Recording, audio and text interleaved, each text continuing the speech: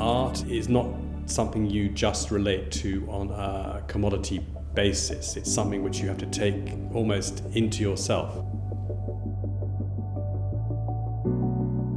The element of intuition and the element of decision is very, very much related to your feeling for the object as much as your analytical response to prices and everything else. I said once that if someone doesn't buy it, it's not art. I think I was referring probably to contemporary art, because contemporary art only exists when it has matriculated through the marketplace. Essentially, it is something which you've made until it has been anointed by the market. The model has been refined and first developed by the French dealers in the late 19th century with the demise of the Salon.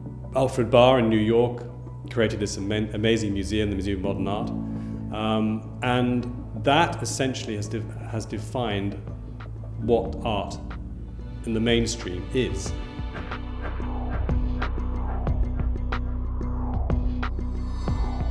Now that model is now under tremendous, I wouldn't say attack, but certainly it's been questioned by new art from emerging markets, which is coming from a completely different standpoint, and where I think tradition and the past is much more significant than it has been to date.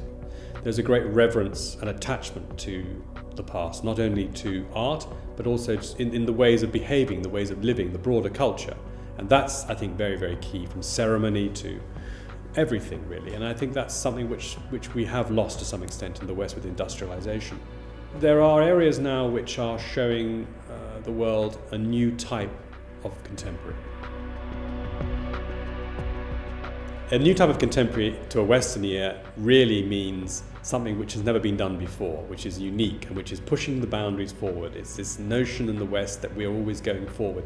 And I think actually that the paradigm has been reversed by emerging markets. They are saying that there is no going forward, there is just being. And there has been being because their civilizations have been around for 2,000, 3,000, sometimes 5,000 years. And so there's a staticism to the contemporary. It doesn't have to be a moving, linear development. And that's the difference. And that's in direct opposition to modernism, which is all about linearity.